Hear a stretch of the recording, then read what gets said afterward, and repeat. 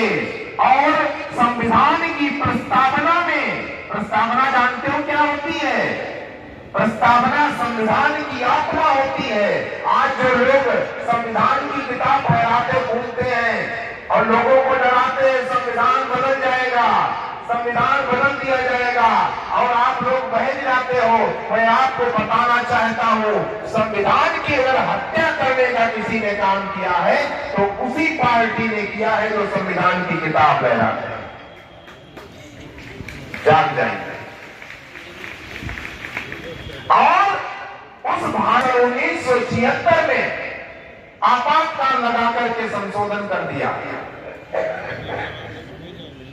और उसमें एक शब्द जोड़ दिया, और वो शब्द क्या था कि भारत एक समाजवादी पंथ निरपेक्ष देश होगा।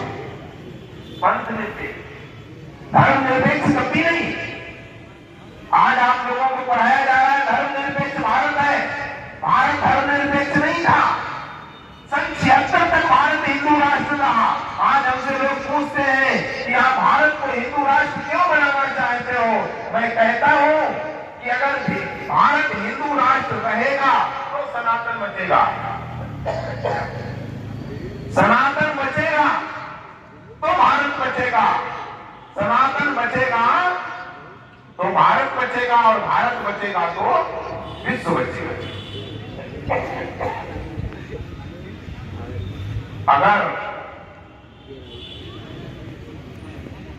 सनातन बचेगा तो यहूदी बचेगा, अगर सनातन बचेगा तो सिख बचेगा, अगर सनातन बचेगा तो जैन बचेगा, अगर सनातन बचेगा तो पारसी बचेगा, और अगर सनातन भारती बचेगी। इसलिए वो बचाने की बहुत आवश्यकता है। लोग कहते हैं कि भाईचारा होना चाहिए। भाईचारा कहां होता है? समानता में होता है। तुम हमारी तरह हो जाओ तो हम भाईचारा निभाने के लिए,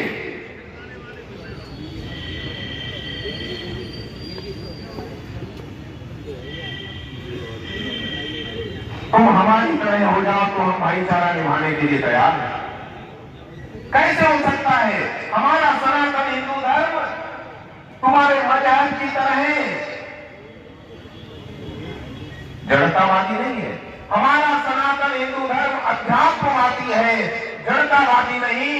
हमारा सनातन हिंदू धर्म श्रद्धावादी है, राष्ट्रवादी नहीं। हमारा सनातन धर्म ईश्वरवादी है, पैगंबरवादी नहीं। हमारा सनातन धर्म ज्ञानवादी है, अंधकारवादी नहीं। हमारा सनातन हिंदू धर्म सहिष्णु है, असहिष्णु नहीं। और हमारा सनातन हिंदू धर्म सौहार्दवादी है, आतंकवादी नहीं। हमारा सनातन हिंदू धर्म। इसलिए आज मैं बताना चाहता हूं, एक बहुत बड़ी साजिश चल रही है, और ये साजिश उसी समय से चल रही है जब परिवार नियोजन कानून लाया गया था। दीवारों पे लिख दिया गया हम दो हमारे दो, और तुम लोगों ने वो पाठ पढ़ लिया और वही रटने लग गए, हम दो हमारे दो। और आज जानते हो क्या सोच हो गई हिंदुओं की? आजकल के लोगों से मैं बात करता हूं तो कहते हैं कि बच्चा होना बच्ची, वही जिंदगी अच्छी। हिंदू कहां जा रहा है? किस मार्ग पे, किस दिशा में जा रहा है हिंदू, उसको ज्ञान ही नहीं है। अरे इतनी बड़ी साजिश।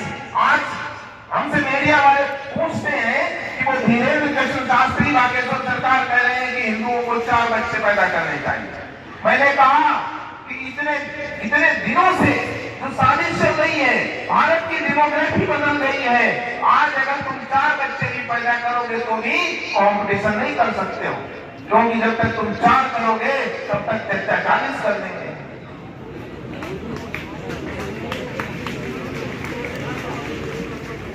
इसलिए हमको एक ही रास्ता है।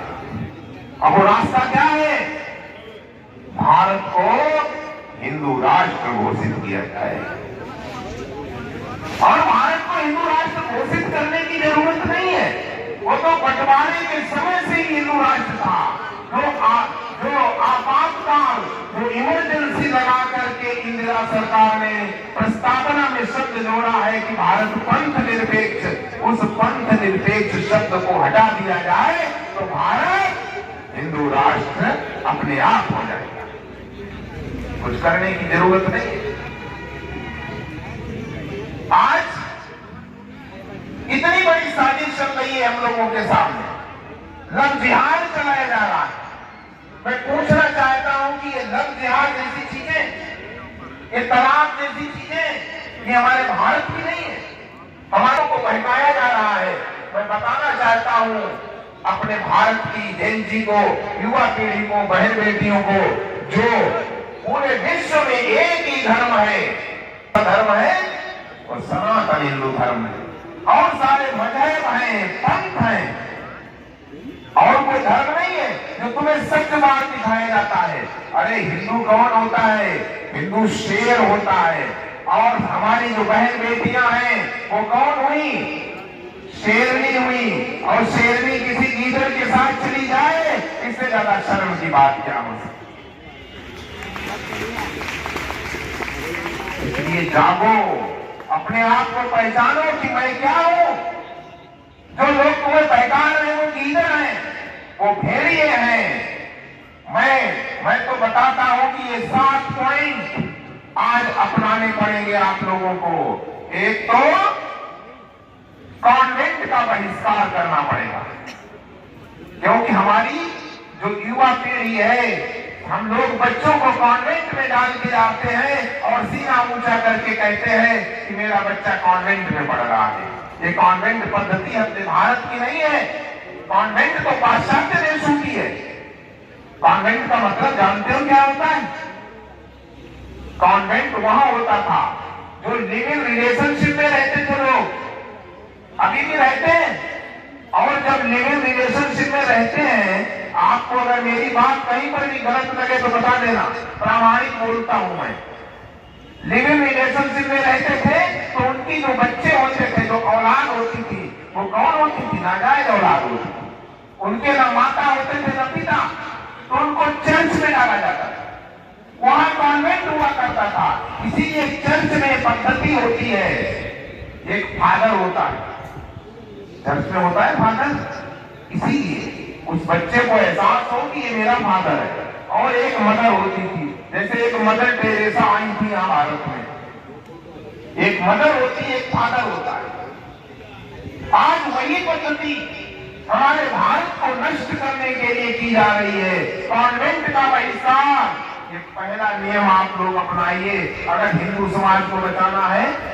दूसरा, अपनी शिक्षा अपनी नीति, यानी भारतीय शिक्षा और भारतीय नीति, जो वैदिक गुरुकुल व्यवस्था थी जहां सब कुछ सिखाया जाता था।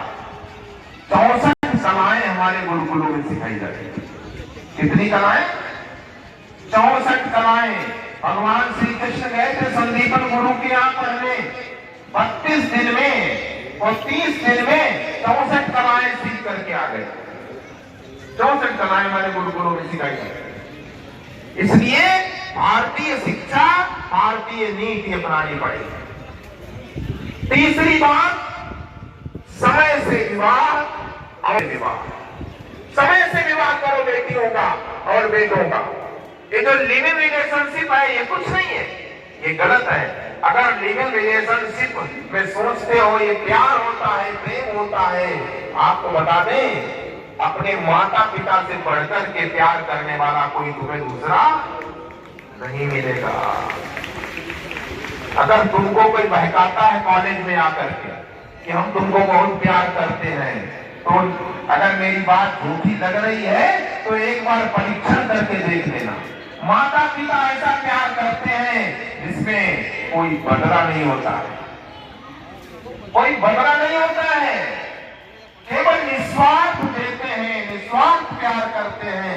इसलिए अगर प्यार करना है, वैलेंटाइन डे मनाना है, तो माता पिता को गुलाब का फूल दो, गीदड़ों को नहीं। इसलिए समय से विवाह, धर्म से विवाह, अपने धर्म में विवाह करो। हिंदू धर्म में हो तो हिंदू में विवाह करो, नहीं तो क्या होगा?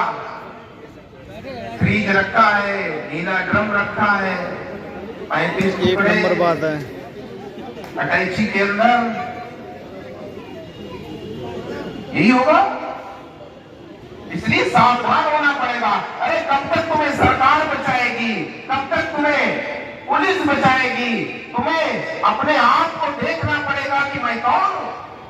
और आज मैं हिंदुओं को यह बता देना चाहता हूं, हिंदू का अर्थ जानते हो क्या होता है? अभी तक मैं हिंदू शब्द की संस्कृत व्याकरण से व्युत्पत्ति करता तो क्या करता हूं? हिंदू का अर्थ जानते हो क्या होता है? नहीं मालूम है, आजकल लोग बहका भी रहे हैं। मैंने देखा है संसद में खड़े होकर के कहते हैं कि हिंदू तो कुछ होता ही नहीं है, हिंदू तो कोई धर्म ही नहीं होता है। अब ये सनातन कहां से आ गया? और क्या कहते हैं कि हिंदू तो सिंधु से आया। और तुम लोग यही जानते हो कि हम सिंधु से ही आए होंगे तभी हिंदू हो गए? ऐसा नहीं है। ये जो सनातन है वही आर्य है और वही हिंदू है। ये प्राचीन वैदिक सनातन आर्य धर्म ही सनातन हिंदू धर्म है। मैं आर्य समाज की बात नहीं करता हूं। आर्य समाज तो एक छोटा सा संगठन है, आर्य धर्म है वैदिक धर्म। जब राजा परीक्षित शमीक ऋषि के गले में सर्प डाल करके आए, जरासंध का मुकुट सिर पर धारण किए हुए थे। Please pay attention at me. मैं यूथ से भाई बहनों से कहता हूं, आप अपने अपने स्थान पे बैठ जाइए, थोड़ी देर मैं ध्यान आकर्षित करना चाहता हूं। और शमीक ऋषि के गले में सर्प डाल करके आए परीक्षित, और जब आकर के महीनों में उन्होंने अपना मुकुट उतारा, बुद्धि शुद्ध हुई, तो परीक्षित पता ही क्या कह रहे हैं कि अहो मया नीच मनार्यवत् कृतम् निरागसी ब्रह्मणि गूढ़ तेजसी। मेरे द्वारा ये अनार्यवत कर्म कैसे हो गया? क्या कहा? यानी कोई आर्य, कोई सनातन आर्य, कोई सनातन हिंदू नीच कर्म नहीं कर सकता है। सनातन हिंदू वही है, सनातन आर्य वही है जो वेद के अनुसार कर्म करता है, जो वेदोक्त कर्म करता है, जो शास्त्रोक्त कर्म करता है, शास्त्र के अनुसार कर्म करता है, वो सनातन आर्य है, वो सनातन हिंदू है। और जो नीच कर्म करे, जो वेद के विरुद्ध कर्म करे, जो शास्त्र के विरुद्ध कर्म करे, वो अनार्य है। और आज परीक्षित क्या कह रहे हैं कि यहो मया नीच मनार्यवत् कृतम्, ये मैंने अनार्यों की तरह नीच कर्म कैसे कर दिया? और परीक्षित कौन थे? सनातन धर्म के, सनातन हिंदू धर्म के पुरोधा थे। भगवान श्री कृष्ण के परम सखा अर्जुन के पौत्र हैं परीक्षित। भगवान श्री कृष्ण श्रीमद् भगवत गीता में भी कह रहे हैं, जब अर्जुन भागने लगा तो भगवान श्री कृष्ण क्या कह रहे हैं? भगवान श्री कृष्ण कह रहे हैं कि कुतस्वा कस्मन विलम विषमे समुपस्थितम। अरे अर्जुन, इस विषम परिस्थिति में तेरे अंदर ये मोह कहां से आ गया कि तू भाग रहा है? अनार्य दुष्टम स्वर्गम कीर्ति कर्म अर्जुन।